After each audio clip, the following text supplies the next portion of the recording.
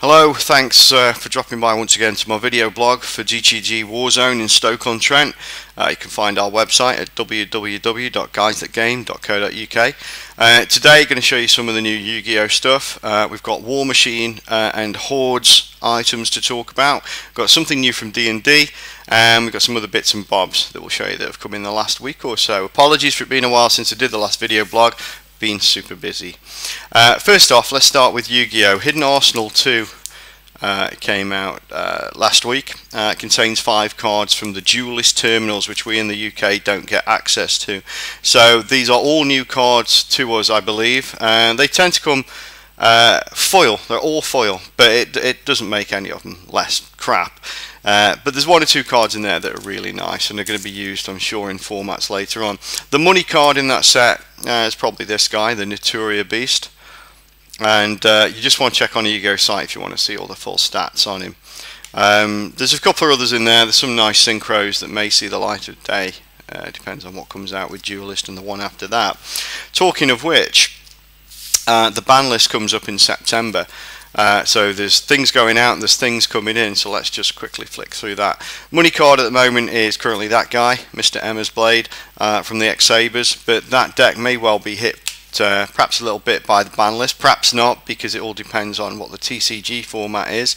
But there's rumours of Dark Soul getting hit, there's rumours of Full Troll getting hit. I hope not, because you can see I've got an X-Saber deck.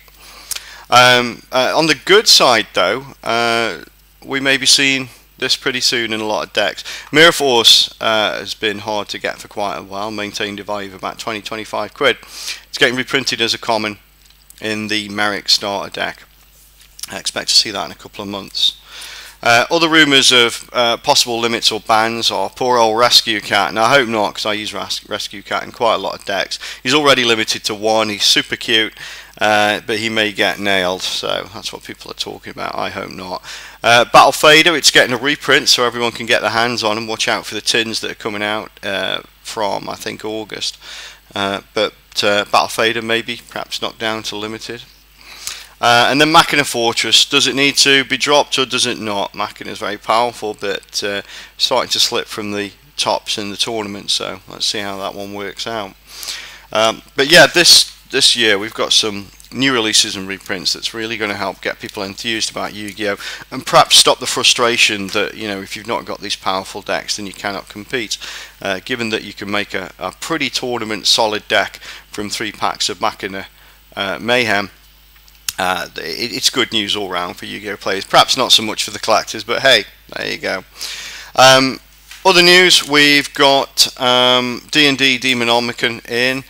This is essentially a monster manual for demons, for Dungeons & Dragons, so nothing too sexy there. It's a one-shot, but it is nice. Usual print quality is good. It could perhaps be a bit thicker for the 20 quid you're going to pay for it. We've got 2 new battle packs for living card games, Game of Thrones, which I like, Return of the Others, and the Warhammer Invasion card game has the Burning of Derricksburg. Both of these packs are in the new Fantasy Flight format where they put more cards in the pack so that you don't have to buy multiples to make up your sets. I think the price is a little bit higher, but it's better than buying 2 packs. Still with card games, we've got some 2011 core sets, fat pack still in at £30. These will be going up again. We're doing an offer while we've managed to acquire a few more, so we're going to drop the price a little bit to 30 quid and then they'll go back up to 35. War Machine, proving really popular. War Machine and Hordes. I went to a convention locally in Stoke-on-Trent called Stoke Challenge, and all of the games in the main hall were War Machine or Flames of War. Not a single Workshop 40k or Fantasy, which was quite odd, especially Fantasy with it just having its new book, which seems to have gone down quite well. And nonetheless, War Machine was doing the business. We've just had some of their plastic jacks in, the War Jack models. That's the Firefly for the Signar. These are light jacks. We've had the Vigilant for the Menoth. And finally we've got a Crix Rip Jack. There you go, Bone Jacks, Ripjaw Bone Jacks, sorry. And also, this is perhaps the biggest news for Privateer Press this week, is Hordes. The Primal book is out. All the rule book, it's absolutely beautifully illustrated, full colour, it's glossy, you know, it's a real nice piece of kit. To be honest, as I've come to expect from these fellas, their merchandise is absolutely top notch, and I think that's important. Of course, it needs to be backed up by a solid rule set, which it seems to be with War Machine. It's both easy to play and a lot of fun. So I think that's it for my new releases. Coming up, oh no, I have got one more. I'll show you this. Quite dig these.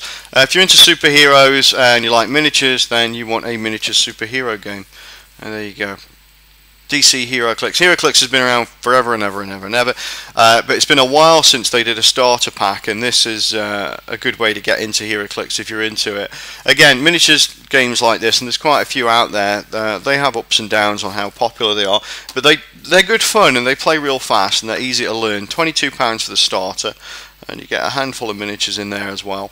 And there's new booster packs coming out for these in the next few months. So what I'm going to do, hopefully on the next one, is give you a breakdown of all the new releases that are coming out in the coming months to look forward to.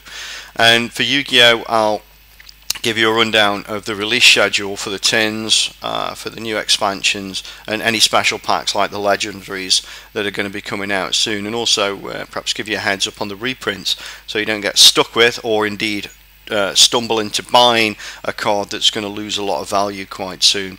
That's it for now. Thanks for watching, and I'm sorry I'm so tired, but I had a rough night last night, and I'll see you all in the next video blog. Bye for now.